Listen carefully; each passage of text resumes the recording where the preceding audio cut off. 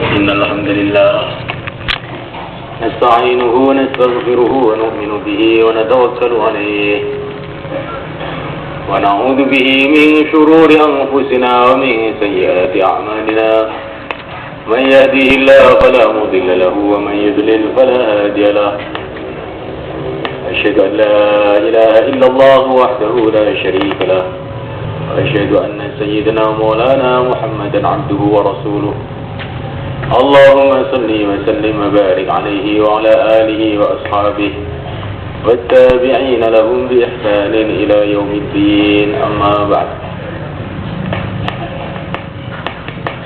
فقد قال في كتابه الكريم والذين جاهدوا فينا لنهدينهم سبلنا وإن الله لمع المحسنين.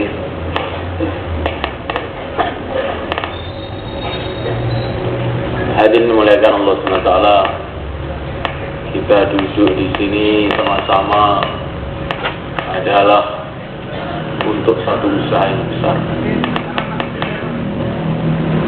usaha yang sangat besar, yaitu usaha hidayah.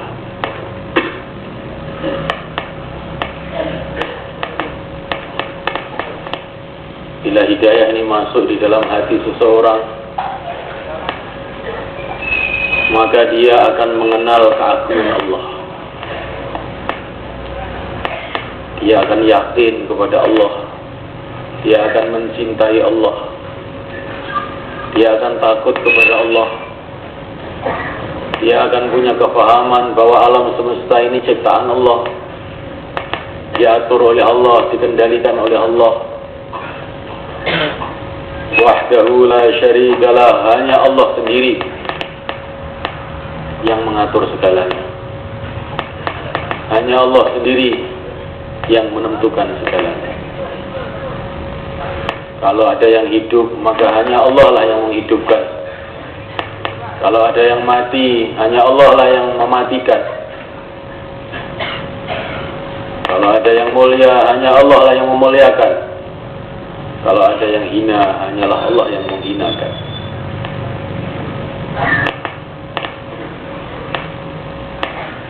Kalau ada yang ada, hanyalah Allah yang mengadakan.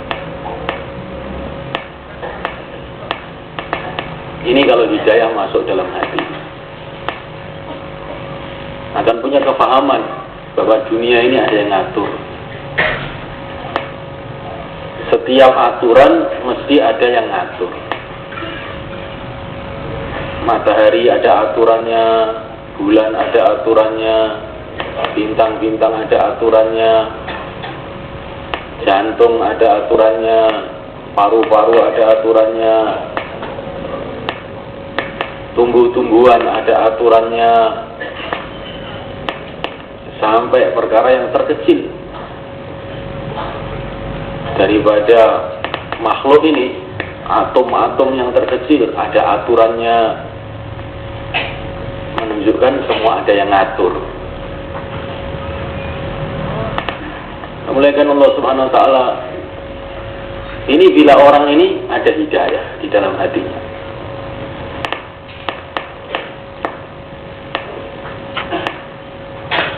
Anak-anak kita sekolah di sekolahan,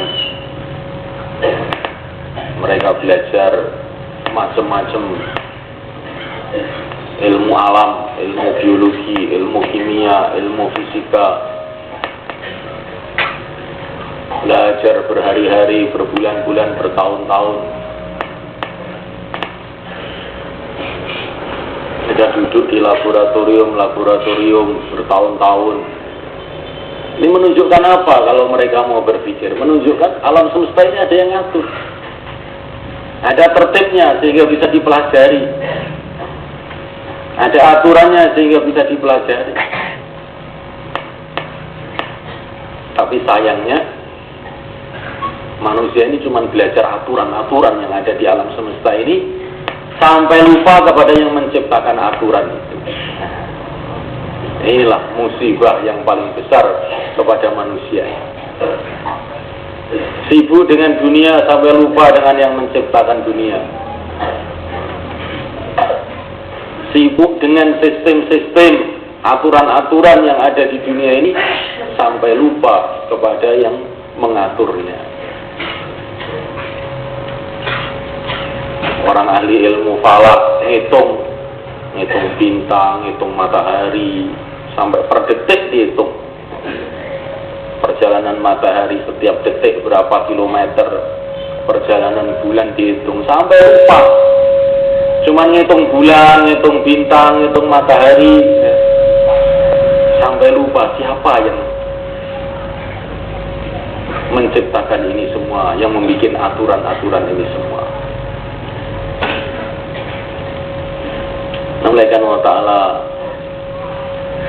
maka inilah yang dikatakan Al-Imam Al-Ghazali rahimahullah, kalau orang yang dikasih hidayah oleh Allah mempelajari tubuh manusia untuk mengenal yang menciptakan manusia, yaitu Allah SWT, mempelajari dunia untuk mengenal yang menciptakan dunia. Tapi kalau orang yang tidak dapat hidayat mempelajari dunia untuk dunia, akhirnya meninggal dunia. Ya,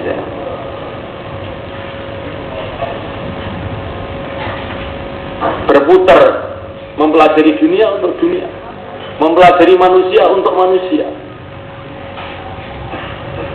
Lah orang yang dapat hidayat tidak mengenal makhluk untuk sebagai jalan mengenal Khalik, mengenal penciptanya, sehingga tambah mengenal makhluk, tambah mengenal kepada Khaliknya. Ini kalau orang dapat hidayah,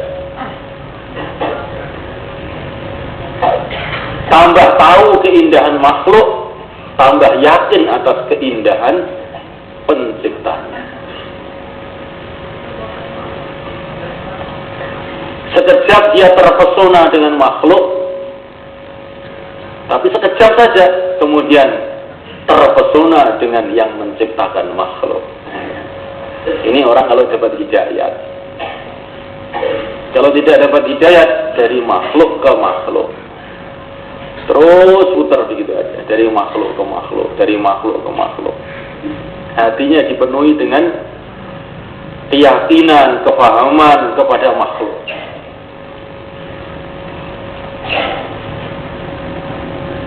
sehingga lupa kepada penciptanya, kepada Allah SWT. Oleh karena ta'ala, hidayah ini yang bisa memberikan hanya Allah SWT. Allah ini punya asma al-zahir yang jelas, tapi juga Allah ini punya asma al-batin, yang batin, yang tidak kelihatan. Bagi orang yang beriman, bagi orang yang dapat hidayat, Allah ini al-zahir jelas sekali. Adillah isyad dalam Al-Quran. Apakah ada keraguan di dalam adanya Allah? Bagi orang yang ada hidayah dalam hatinya jelas. Keagungan Allah, kehebatan Allah, kekuasaan Allah jelas. Tapi bagi orang yang tidak dapat hidayat, al-batin, sama sekali tidak ada. Seperti orang-orang ateis, orang-orang komunis. Kalau orang matanya itu melek, matanya sehat, maka matahari, bulan, rumah-rumah, manusia jelas. Tapi kalau orang itu matanya buta, mereka, walaupun dikasih penjelasan berhari-hari, berbulan-bulan, bertahun-tahun, di sana itu ada matahari yang cemerlang, di sana ada bulan yang indah, di sana ada gedung-gedung yang megah. Maka alah, apa tuh kamu itu? Semua itu hitam, ya. Semua itu hitam. Nggak ada yang ganteng, nggak ada yang cantik, nggak ada yang buruk. Pokoknya hitam, semua hitam. Karena matanya memang sudah rusak. Begitu juga kalau hati tidak ada hidayah itu seperti itu. Mulai bangun tidur sampai tidur lagi tidak ingat Allah SWT. Terasa Allah itu jauh. Bahkan kalau sudah terlalu gelap akan mengingkari Allah SWT. Tetapi kalau hidayat ada dalam hati seseorang, Allah itu jelas.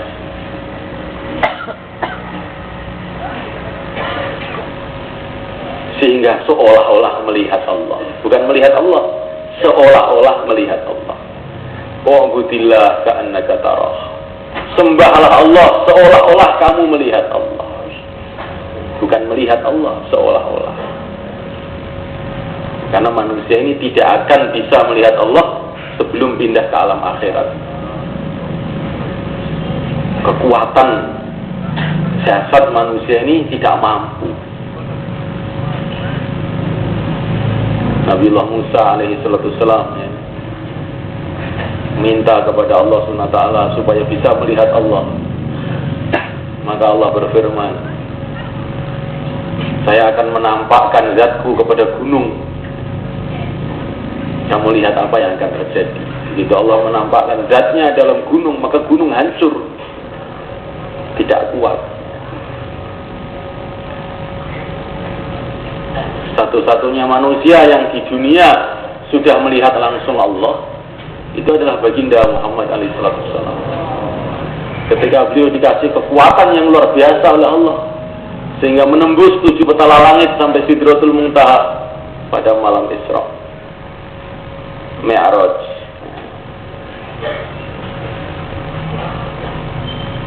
Yang lain sampai nabi-nabi pun di dunia belum.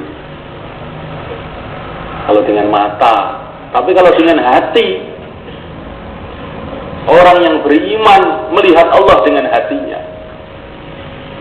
keyakinannya yang sempurna sehingga seolah-olah melihat Allah SWT. Seolah-olah melihat Allah SWT, saking yakinnya. Karena dia merasakan Allah SWT yang menciptakan dia, menciptakan semuanya, mengatur semuanya. Kodrat Allah berjalan di mana-mana, sampai di bulu-bulunya, sampai di tulang-tulangnya. Kodrat Allah berjalan. Bagaimana dia tidak yakin kepada Allah? Ini kalau orang hatinya bersih, ada nur hidayah, itu seperti itu.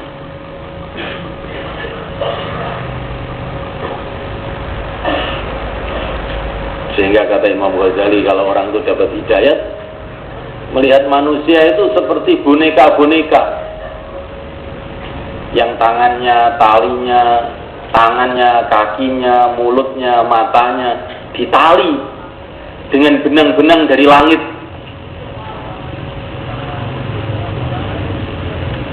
Dengan benang-benang dari langit digerakkan dari langit sana. Dia tidak bisa gerak sendiri.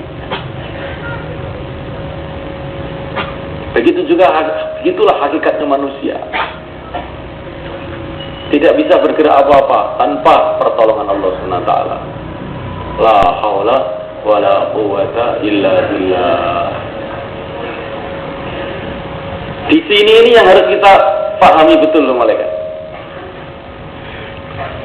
Kalau orang berbicara Allah yang menciptakan langit, Allah menciptakan bumi, Allah menciptakan manusia, ini hampir semua orang tuh langsung paham. Allah yang mengatur bulan, Allah yang mengatur bintang. Ini semua orang langsung paham, iya. Karena tidak ada satu orang pun yang pernah merasa mengatur matahari bulan. Tapi kalau sudah kaitan dengan manusia, lah ini. Di sini manusia ini banyak yang salah paham. Dikira manusia itu bisa berbuat sendiri tanpa kehendak Allah SWT. Maka untuk khusus mengenai manusia ini, Baginda Nabi alaihissalam mengajari kita kalimat ini, la haula wala quwwata illa billah. Tidak ada usaha, tidak ada kekuatan tanpa pertolongan Allah. Wa ma tasha'una illa ayyasha Allah. Kamu semua tidak bisa berkehendak apa-apa tanpa kehendak Allah.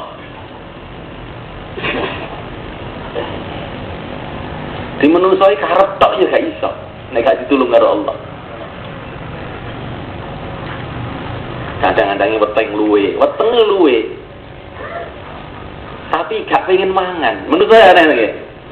Sampeyan tahu mboten weteng luwe tapi gak dian mangan. Mesti tahu kabeh wong niki. Nek nudune karep tok ya ora iso. Nek gak ditulung karo Allah karep tok ya ora iso.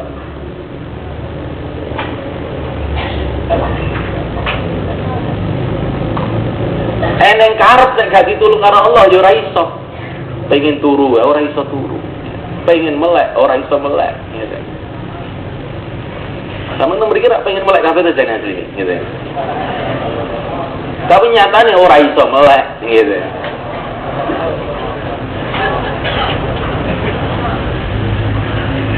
Bosok bengi kon turu ora iso turu lho. Masya Allah.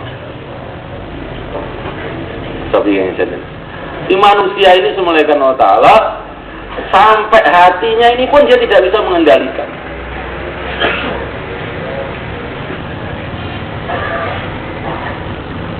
Yang tadinya semangat tahu-tahu jadi loyo, yang tadinya lurus tahu-tahu jadi belok, yang tadinya belok tahu-tahu jadi lurus, yang tadinya senang tahu-tahu jadi benci, yang tadinya benci tahu-tahu jadi senang. Hati manusia ini, hati anak Adam, kata baginda Nabi alaihissalam, adalah baina isbi'aini min asabi'ir rahman yuqallibu kaifa sya'. Dibulak-balikkan dengan kudrat Allah menurut kehendak Allah.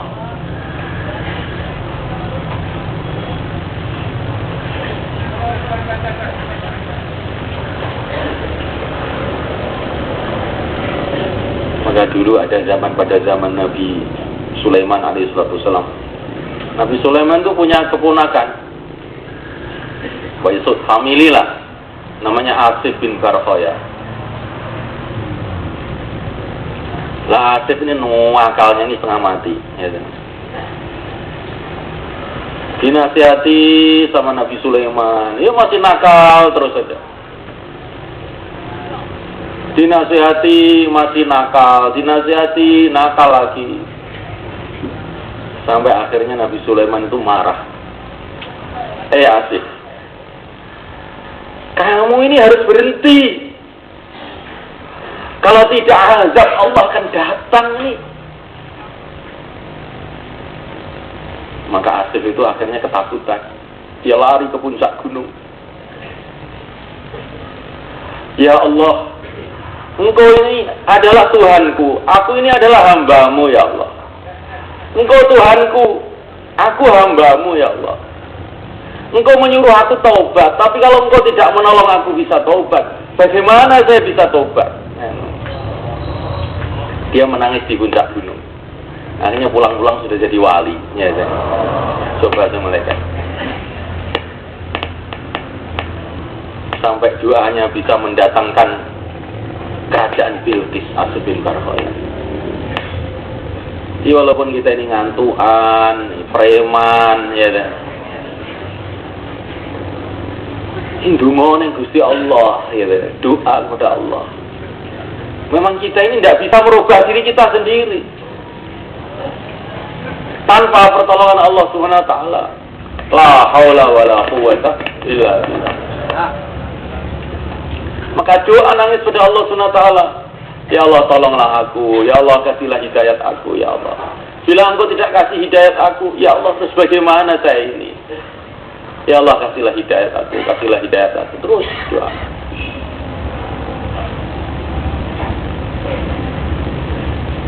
Nah, mulaikan Allah Subhanahu wa taala. Hidayat yang milik yang punya cuma Allah. Maka untuk mendapatkan hidayat pertama kali kita ini harus selalu doa kepada Allah. Ya Allah berikanlah hidayah, ya Allah berikan hidayah, ya Allah berikan hidayah. Majalal abdu yaqulu ya Allah, ya Allah, ya Allah hatta yujibahu.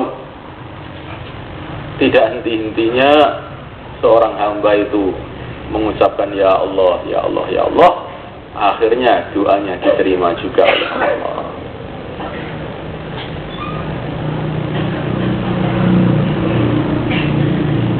Sekarang ini kita ini apa masalah kita yang terbesar hari ini? Ada orang tuh punya pikiran masalah saya ini pulau ini enten masalah Pak Kiai. Ini ngopo to utang kula kathah. Ya. Nyun amalan, ya. Ngene niku wong niki masalah niku. Kula niki dereng gacah omah, nggih. Eneng nek sing di omah kalau enten masalah adul omah ra payu-payu ngene. Jadi duwe omah ya masalah, gak duwe omah ya masalah ngene. Kadang-kadang ngrungokne omonge wong mumet mulai dhewe Pak ngene. Sekarang ini masalah kita ini sebetulnya apa teman-teman? Masalah kita ini sebetulnya masalah yang terbesar bagi kita ini semuanya kan. Bagaimana hidayah itu ada dalam hati kita. Inilah masalah yang terbesar. Kita ini masih kebingungan, kita ini masih dalam keguncangan, kita ini masih dalam kesumpekan. Ini gara-gara semuanya itu masalahnya hidayah itu masih kurang yang ada dalam hati kita.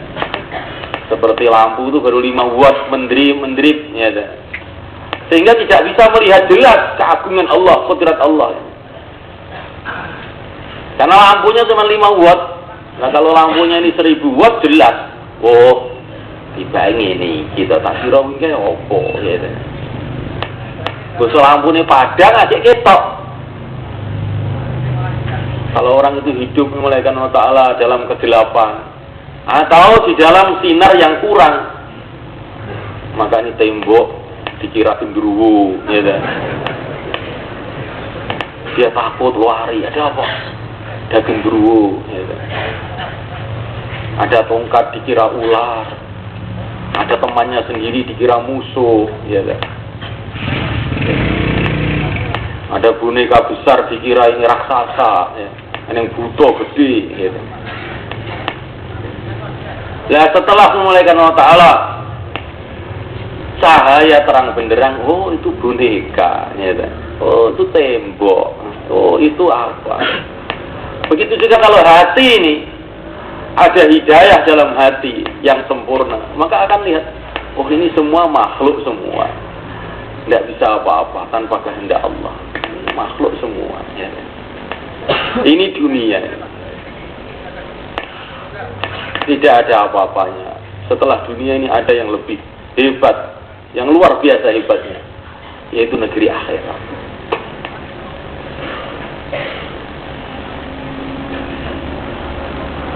Ini mulaikan Allah SWT, maka minta hidayah kepada Allah. Dan kita kalau minta hidayah, jangan minta untuk dirinya sendiri. Minta hidayah untuk dirinya, untuk keluarganya, untuk seluruh umat.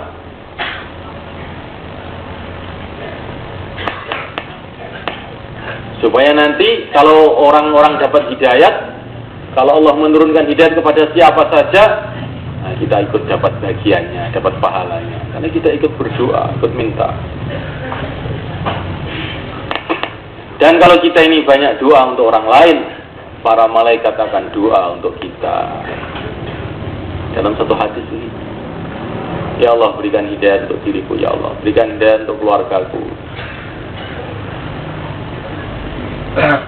berikan hidayah untuk tetangga-tetanggaku, berikan hidayah untuk para ulama, untuk santri-santri mereka, berikan hidayah untuk para umara, berikan hidayah untuk pegawai-pegawai mereka.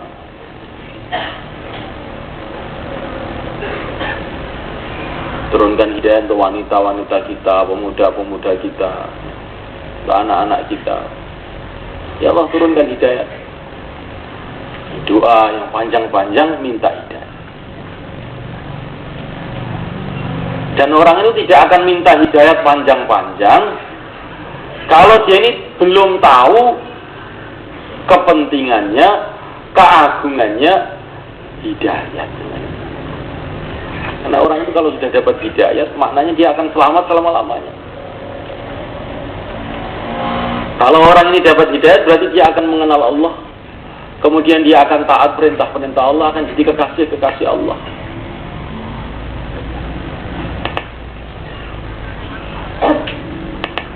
Maka ada seorang itu doa, ya Allah berikan hidayah, ya Allah berikan hidayah, ya Allah berikan hidayah.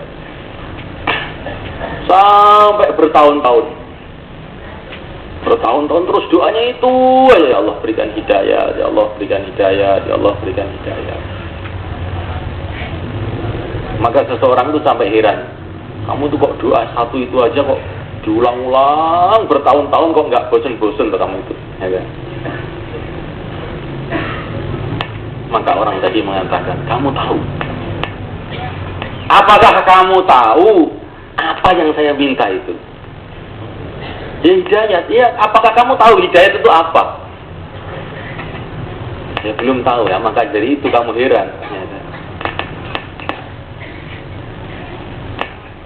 Ini perkara besar hidayat ini. Karena kalau hidayat itu diberikan oleh Allah kepada seseorang, dia akan mengenal Allah, dia akan taat kepada Allah, dia akan menjauhi larangan Allah, dia akan jadi walinya Allah, akan jadi kekasihnya Allah, dia akan masuk surga Allah, dia akan berjumpa dengan Allah, dapat ridha Allah, dia akan kumpul dengan para nabi di surga Allah SWT. Ini bukan main-main. Kalau kamu minta hidayah ini 1.000.000 tahun pun itu semestinya kamu tidak bosan-bosan. Ini perkara besar.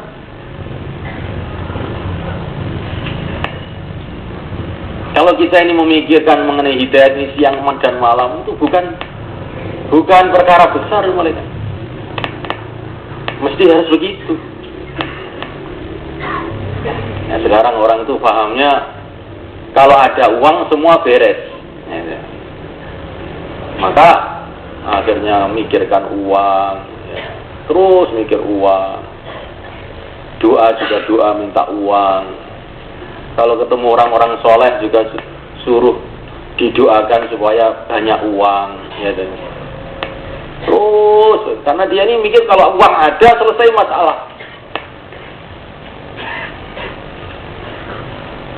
Padahal semula kan, kalau kita mau berpikir itu masalah-masalah di dunia ini kebanyakannya sebab uang.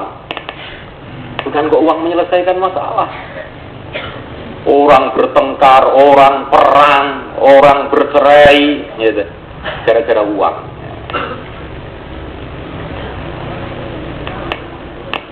Nah kok katanya uang menyelesaikan masalah, malah nggak perkara jadi masalah. Tapi orang tidak paham, karena keyakinannya sudah keyakinan yang fasid, yang keliru. Sehingga perasaannya kalau ada uang selesai masalah. Umpama keluarga saya ini banyak uang itu akan rukun. Jadinya siapa? Justru orang-orang yang banyak uang itu yang biasa bertengkar satu sama lain.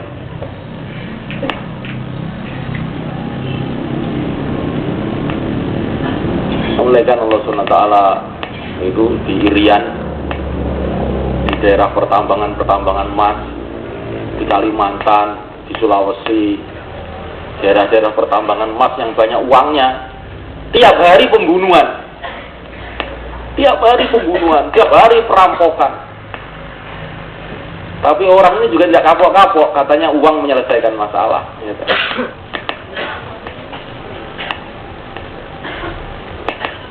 Yang muliakan Allah SWT, masalah ini akan selesai bila hidayah datang dalam hati kita. Maka usaha yang terpenting adalah usaha hidayah. Usaha hidayah ini yang pertama dengan doa hidayah. Kemudian usaha hidayah yang kedua, mengamalkan amalan-amalan orang-orang yang dicintai oleh Allah, yaitu baginda Muhammad SAW dan para sahabatnya. Karena Allah Subhanahu wa Ta'ala tidak akan memberikan hidayat kecuali kepada orang-orang yang dicintai. Lah kalau kita ini ingin dicintai oleh Allah Subhanahu wa taala, buatlah amalan seperti amalannya orang-orang yang dicintai oleh Allah. Maka Allah berfirman, "Wattabi'uhu la'allakum tahtadun." Ikutilah Muhammad, kamu akan dapat hidayah. Pasti akan dapat hidayah. Sejauh mana orang itu berpegang dengan sunnah, sejauh mana orang itu berpegang pada sunnah, mengamalkan sunnah-sunnah Nabi, amalan-amalan Nabi, sejauh itu pula nur hidayah akan datang dalam hatinya.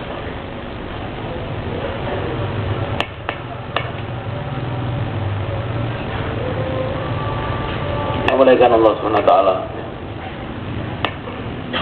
Dulu pada tahun 1000 Hijrah, itu di India itu ada seorang ulama yang namanya Syekh Ahmad Al-Faruqi. Beliau ini Masya Allah, orangnya itu penuh dengan nur, sehingga raja-raja pada masuk Islam di tangan beliau. Banyak orang dapat hidayah sebab beliau. Beliau ini orangnya itu amalannya yang paling tampak itu berpegang dengan sunnah itu luar biasa. Sampai beliau ini pernah mengatakan, saya ini pernah masuk WC dengan kaki kanan. Karena lupa masuk WC kaki kanan. Hari itu langsung ruhaniyah saya ini jadi lemah. Rohaniah saya jadi lemah, kekuatan rohaniah saya jadi lemah. Padahal karena lupa.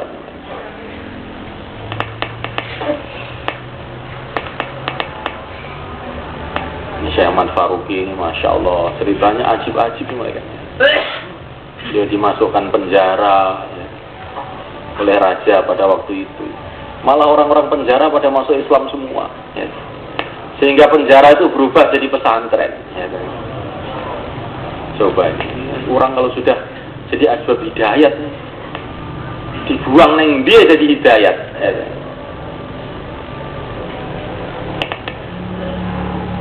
Sampai rajanya pun akhirnya jadi muridnya. Ini diantara amalannya karena berpegang dengan sunnah itu dengan teliti.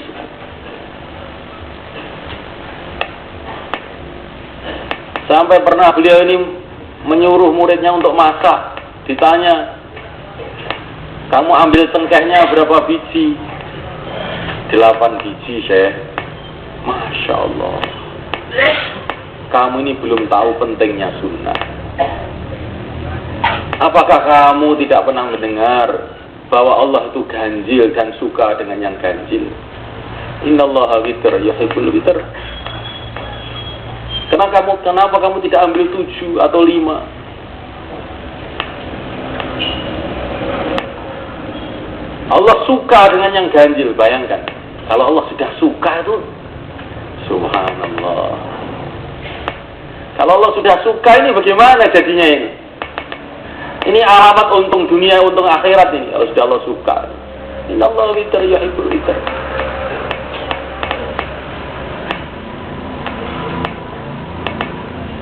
Hari ini semuanya umat Islam ini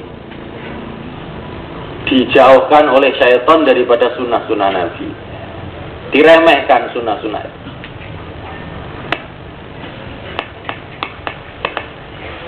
Padahal sunnah itu mendatangkan kecintaan Allah. Qul in kuntum tuhibbunallaha fattabi'uni yuhibbukumullah. Kalau kita ikut sunnah, Allah mencintai kamu.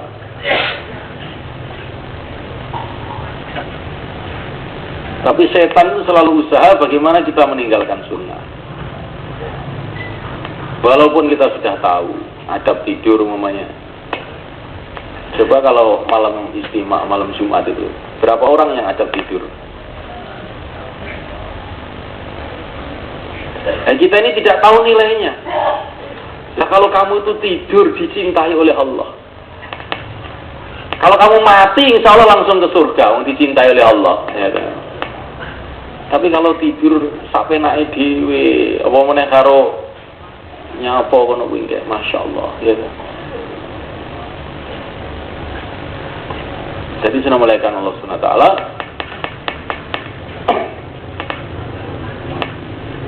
kita ini harus tahu nilai sunnah.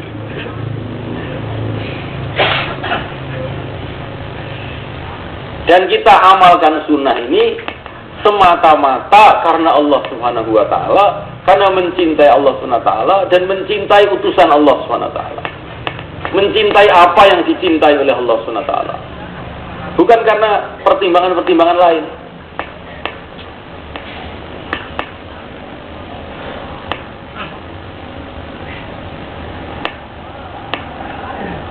Man tashabbaha biqaumin fa minhum. Siapa yang niru-niru satu kaum digolongkan golongan mereka.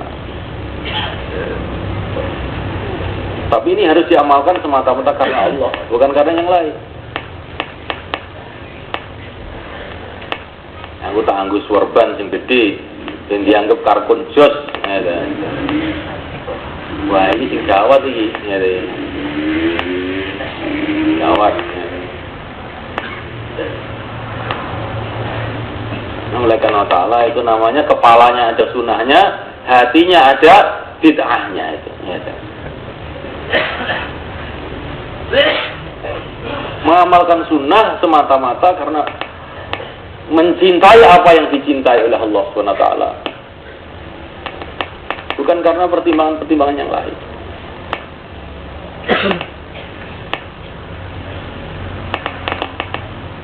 Pakai kopiah itu juga sudah satu sunnah. Pakai sarung itu juga satu sunnah. Nabi juga sering pakai sarung. Namalakan Allah Ta'ala sunnah apa saja, yang kecil-kecil, yang besar-besar. Jangan menganggap ada sunnah kecil. Sekecil-kecilnya sunnah lebih mahal daripada dunia dengan segala isinya. Ya, Masya Allah. Bahkan kata para ulama, sekecil-kecilnya sunnah lebih mahal dari surga, katanya. Subhanallah, lebih mahal dari surga. Ini orang yang tidak paham ini bagaimana ini. Katanya para ulama, karena surga itu kesenangannya manusia, sedangkan sunnah Nabi itu kesenangannya Allah. Ya, maka nilainya sunnah itu lebih besar dari surga, katanya. Terus bagaimana kita ini sebenarnya? Kalau sudah mikir begitu tuh, terasa kita ini betul-betul tolol betul-betul kita ini. Ya, malaikat. Wis jenis orang Jawa blas gitu. Malaikat Allah Ta'ala, kalau ada orang tuh pagi-pagi bawa uang dari rumahnya, bawa uang satu koper ratusan ribu tok. Setelah itu uang itu dibuang di tong sampah, brung, terus ditinggal jalan. Kira-kira kita bagaimana? Wong edan. Barang berharga kok dibuang? Dia orang gila. Nah, kalau ada orang membuang sunnah, kita katakan bagaimana mereka? Bagaimana kira-kira? Kalau dikatakan gila, mau apa enggak? Sebetulnya itu lebih gila lagi. Cuman karena temannya banyak, ya, sehingga tidak dianggap gila. Ya. Masalahnya temannya banyak. Cuman itu aja masalahnya. Jadi dulu waktu saya masih sekolah di Ibtidaiyah, kalau mau pulang itu supaya nggak dimarahi gurunya, satu kelas diajak pulang semua. Ya. Kalau yang pulang satu, dimarahi sama gurunya. Yang pulang tak kelas pulang semua, ya, nggak dimarahi. Ini maling kalau temannya banyak itu jadi bener. Ya. Gila kalau temannya banyak dianggap waras. Coba semalekan. Inilah dunia ini semalekan.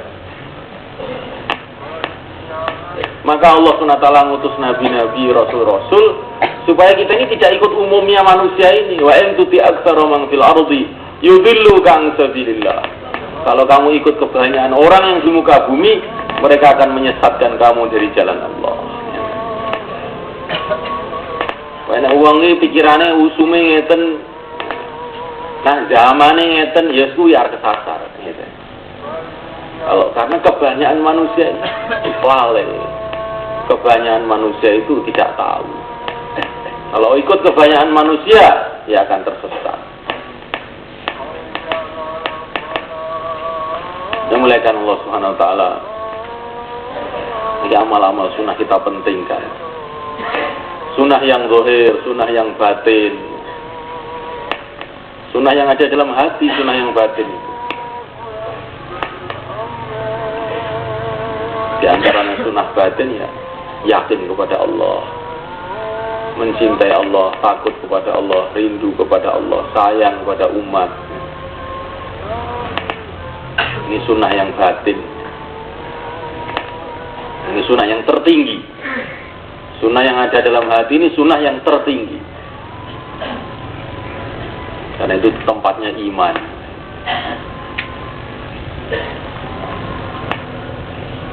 Semua sunnah-sunnah, semua amal-amal Nabi, semua ada dipenuhi dengan barokah. Memuliakan Allah Subhanahu Wa Taala.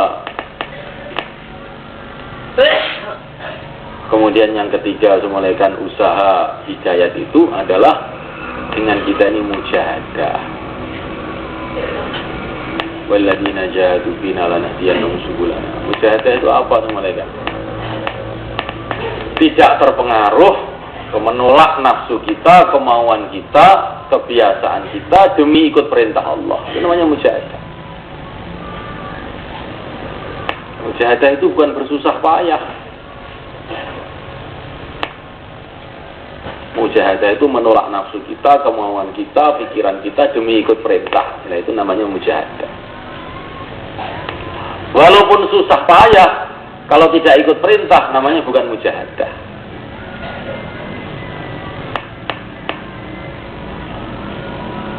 Hanya ada orang sholat, wah sholatnya ini panjang sekali, tapi waktunya sholat itu habis asar namanya. Ya. Ini bukan mujahadah namanya, malah dia ini dosa. Habis asar nggak boleh sholat sunnah, kecuali kalau ada sebabnya. Jadi mujahadah itu menolak pikiran kita, menolak nafsu kita, keinginan kita demi ikut perintah. Itu namanya mujahadah. Nabi Musa alaihissalam ketika diperintah oleh Allah untuk melemparkan tongkat, maka tongkatnya jadi ular. Maka Nabi Musa lari. Beliau menggunakan otaknya. Beliau lari. Karena ular ini kelihatannya mau menerkam beliau, maka beliau lari. Tapi di tengah-tengah beliau lari, datang perintah Allah. Khudha wa la takhaf. Ambil itu ular, jangan kamu takut. Ini namanya mujahadah, teman-teman. Maka perasaannya ditentang, rasa takutnya ditentang, pikirannya ditentang. Ini kalau saya tidak lari, mampus saya diterkam ular. Ini pikirannya ditentang, perasaannya takutnya ditentang. Karena apa? Karena perintah Allah. Suruh megang ular, langsung dipegang ular. Nah, ini namanya mujahadah. Tahu-tahu jadi tongkat lagi.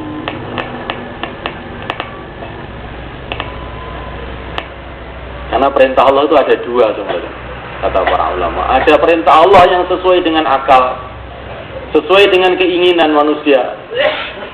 Ada perintah Allah yang tidak sesuai dengan keinginan dan akal manusia. Jadi perintah Allah itu bukan semua masuk akal, ada yang tidak masuk akal. Akal ini tidak nyampe. Ada perintah itu yang enak, kulu washrobu, ya, makanlah, minumlah, masya Allah. Ya, Ini perintah yang enak.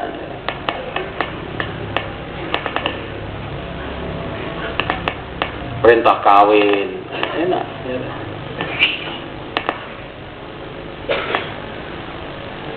Wangkihu ma taba lakum minan nisa.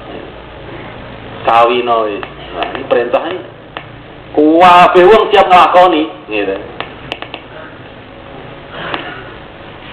Perintah yang sesuai dengan nafsu dan akal manusia. Ini juga banyak perintah yang begini ini.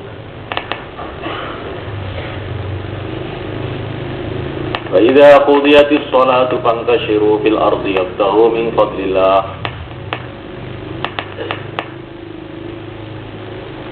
Kalau selesai sholat Jumat, bertebarlah di muka bumi, cari rezeki yang halal, anugerah Allah. Nah ini cocok ini. Langsung assalamualaikum, langsung wis. Sampai lupa dengan perintah yang lain. Wa idza qudiyatis sholatu fadhkurullaha qiyaman wa qu'udan. Bahwa perintah zikir setelah sholat itu juga ada. Tapi ini kadang-kadang tidak cocok dengan nafsu.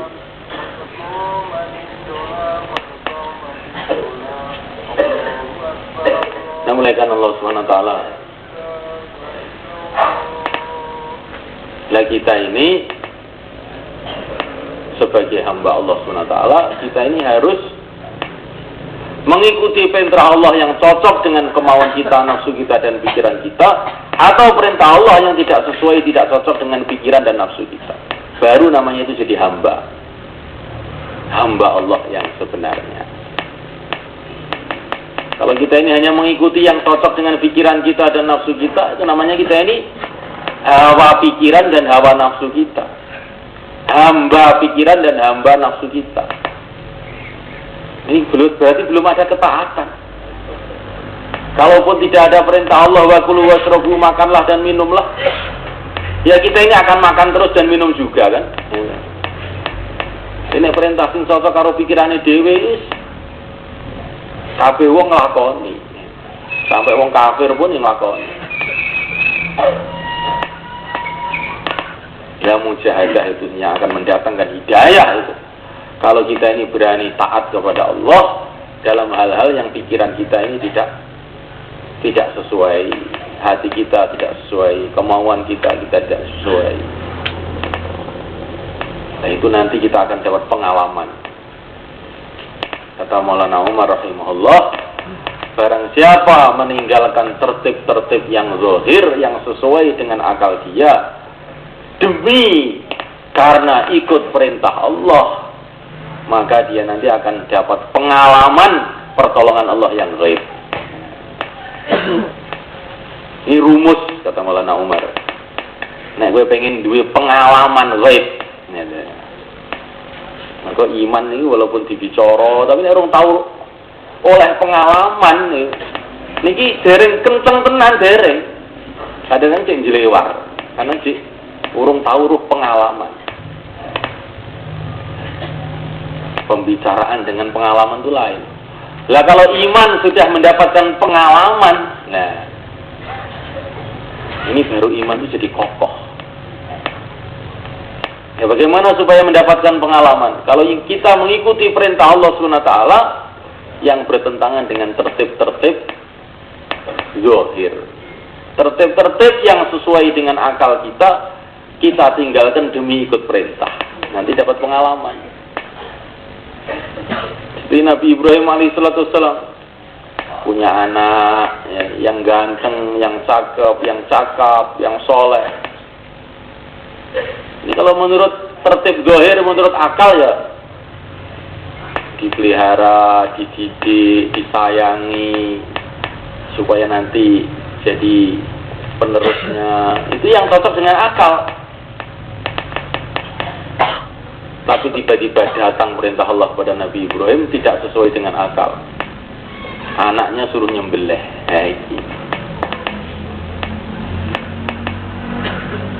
Ibrahim alaihissalam mengerjakan perintah Allah dengan ridho, dengan ikhlas. Akhirnya dapat pengalaman yang luar biasa. Karena dia mengikuti perintah Allah yang luar biasa, maka dapat pengalaman yang luar biasa. Nah kalau kita ini mengikuti perintah Allah yang biasa-biasa saja, Dia akan dapat pengalaman yang biasa-biasa saja. Ma jazaa'ul ihsan ilal ihsan. Balasan Allah itu menurut amalannya. Kalau kamu taat kepada Allah dalam hal-hal yang tidak masuk akal, maka kamu akan datang pertolongan Allah kepada kamu yang nggak masuk akal juga. Anaknya disembelih malah tidak mati, malah panjang umur jadi nabi. Malah anaknya yang satu ketika dikorbankan untuk Allah bukan malah habis, malah ditambah lagi anak jadi dua, yaitu Ishak alaihissalam. Ini karena Ibrahim alaihissalam mengikuti perintah Allah yang tidak masuk akal, tidak sesuai dengan nafsu. Akhirnya datang pertolongan Allah yang tidak masuk akal juga. Duit gak duwe, kesempatan gak duwe, tapi niat pokoknya akar metu 4 bulan. Lah sanggup piro, pokoknya aku niat. Yes. Sak duweku kok arep mangkat.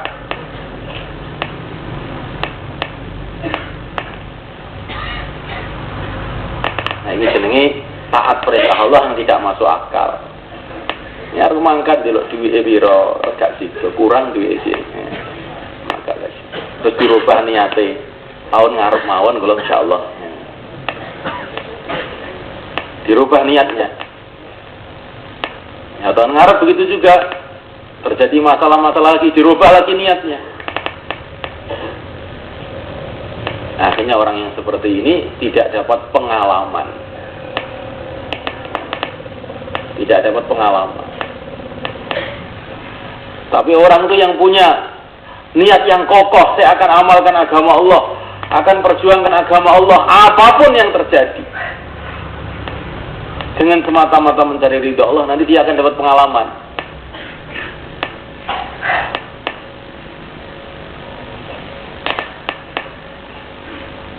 Namanya Allah SWT. Makanya para masyayikh kita ini ngasih tertib-tertib kita yang kadang-kadang tidak masuk akal. Kalau kamu mau keluar jalan Allah sudah niat, pertama kali kamu doa, dan yang kedua kali amal makomi kamu kuatkan, amal masjid, amal rumah kamu sempurnakan. Kemudian banyak puasa. Nah, doa-doanya orang puasa itu makbul. Ini masih semua masih diterima, masih agak mudah diterima. Iya, bener kan ini. Kemudian kamu banyak sedekah katanya. Nah, ini nggak pada masuk akal. Ya. Yang ini kita suruh cari bekal untuk keluar kok malah suruh banyak sedekah, bagaimana? Ya. Karena sudah mulai karena ta'ala, orang yang banyak sedekah akan diberkati rezekinya.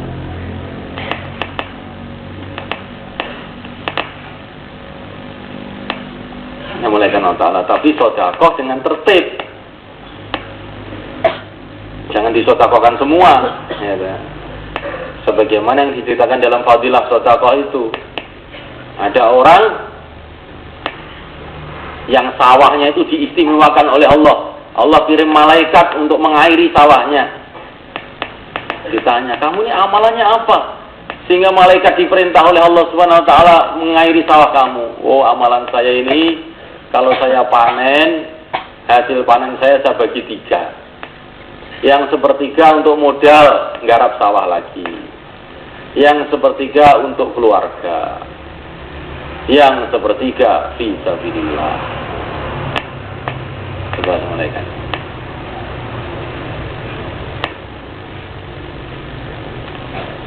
Jangan sampai kita sedekahkan semua, akhirnya kita minta-minta.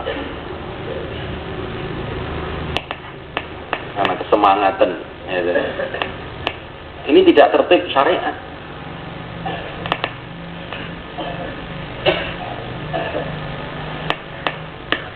Tapi ini sebetulnya tidak perlu dibicarakan, karena tidak ada yang mengorbankan hartanya semua, nggak ada. Ya.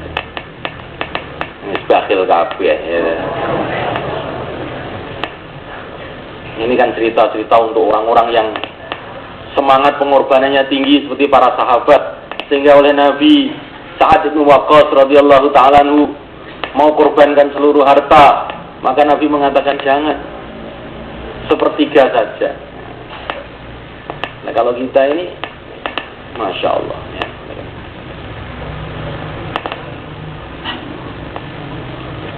Abu Bakar Siddiq radhiyallahu ta'ala anhu telah mengorbankan seluruh hartanya.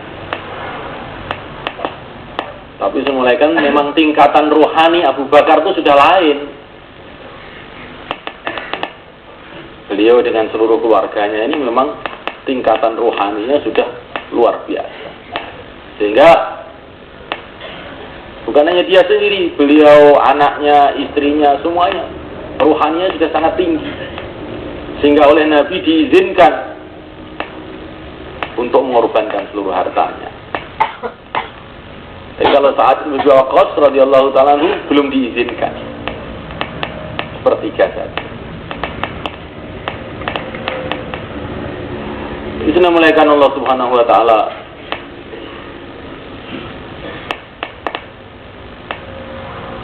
maka ini namanya mujahadah. Kita ini baru mau belajar mujahadah.